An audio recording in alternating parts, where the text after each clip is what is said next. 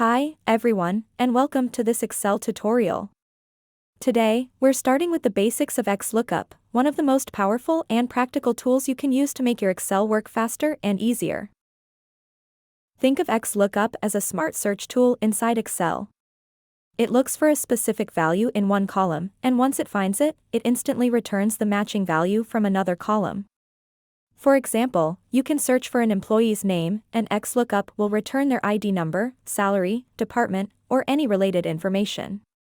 It's simple, flexible, and works left, right, up, or down, something older functions like VLOOKUP and xLookup couldn't always do. In short, xLookup helps you find what you need and return the related information in one clean, powerful function. Here's the structure of the xLookup function. It may look long at first, but it's actually very straightforward. There are three required arguments: what you're looking for, where to look for it, and what value to return. There are also three optional arguments that let you control what happens if no match is found, how Excel matches the data, and the direction Excel should search. For most everyday tasks, you'll only need the first three arguments: what to look for, where to look, and what to return if found. For this tutorial, we'll keep things simple with a clean, familiar example. In our worksheet, the first column contains customer IDs, the second column lists customer names, and the third column shows the state where each customer lives. Let's look at the second row. In the first column, the customer ID is 102. In the second column, the customer's name is Michael. And in the third column, we see that he lives in New York, New York. We'll use this small table to practice xLookup so you can clearly see how it searches for a customer ID and returns the matching information from another column. Let's break down the xLookup function. At first, we will discuss required arguments. There are three required arguments. First, the lookup value. This is what you want to find. In our example, we're searching for the customer ID 102. Next, the lookup array. This is the range where Excel should look for that value. Here, it's the customer ID column, from A4 to A6. Finally, the return array. This is the range that contains the result you want to get back. We want the name, so we select the range from B4 to B6.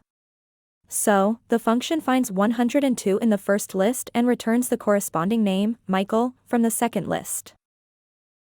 Now, instead of typing a value directly into the formula, we can make xLookup dynamic by using a cell reference as the lookup value.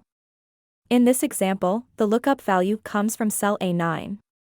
I type 101 into cell A9, and xLookup immediately searches the customer ID column. Since customer ID 101 belongs to Sarah, the formula instantly returns her name. This approach is much more flexible, because you can change the value in A9 at any time, and the result will update automatically. One of the biggest improvements in xLookup is the ability to control what happens when a value is not found. Here, we're searching for ID 999, which doesn't exist in the list. Instead of showing an error like VLOOKUP would, we can display a friendly message such as not found, or any custom message that you want to display.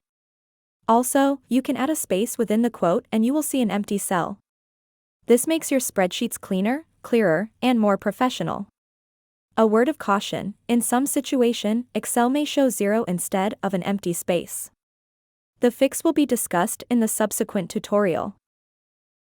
xLookup also offers flexible matching options. You can use exact matches, approximate matches, or wildcards. For example, searching for a Jazz with a wildcard will match Jasmine. This is extremely useful for searching names, product codes, or text-based data. The match mode argument lets you tell Excel exactly how strict the search should be.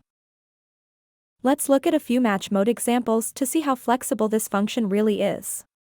In the first example, our match mode is set to 2, which enables a wildcard match. Here, the function is searching for a Jazz, followed by an asterisk. Because we enabled wildcards, xLookup finds the match Jasmine. As a result, it returns the corresponding state from column C, which is TX. In the second example, the match mode is set to 0, which tells Excel to look for an exact match. We are using the same search term, Jazz, xLookup searches for that exact text. Since Jazz doesn't exist in our list, the function returns a not applicable error. In the third example, we set the match mode to 1, meaning if it can't find an exact match, it should look for the next larger item. Our lookup value is 99. The function doesn't find 99 in the list, so it bumps up to the next largest number available, which is 101. Therefore, it returns the state for ID 101, which is CA. Finally, in the fourth example, the match mode is -1. This tells Excel to look for the next smaller item if an exact match isn't found. Our lookup value is 105. Since 105 isn't in the list, xLookup drops down to the next smallest number, which is 103. It successfully returns the state TX. These options make xLookup extremely powerful when working with different types of data. The search mode argument lets you control the direction Excel uses to scan your data. By default, xLookup searches from first to last, top to bottom. However, you can also tell Excel to search from last to first, bottom to top. This is incredibly useful when you have duplicate entries and need to find the most recent record, the latest entry, or simply the last value in a list. Here we have two examples that look similar, but because of the search mode, Excel returns a different result for each. Let's look at them in detail. In the first example, our lookup value is 102, and the search mode is set to 1. This tells Excel to start searching from the top of the list. It scans down, finds the first instance of a 102, and returns the corresponding state, which is New York. In the second example, we are using the same lookup value of 102. However, this time the search mode is set to -1. This tells Excel to start searching from the bottom of the list and move upwards. It encounters the last entry for 102, first, Mike, and returns his state, which is CT. This slide summarizes why xLookup is such a major improvement over VLOOKUP. It can look to the left, which VLOOKUP cannot do at all. It defaults to exact matches, reducing errors. It allows you to display a custom message when data is missing. And it can even return multiple columns at once. What makes it special is that it works in any direction, left, right, up, or down. Overall, xLookup is simply more powerful and more reliable. To wrap up, xLookup is one of the most important functions to learn in modern Excel. It simplifies formulas, reduces mistakes, and gives you greater control over how your data is retrieved. Once you start using xLookup, you'll likely never go back to VLOOKUP or xLookup again.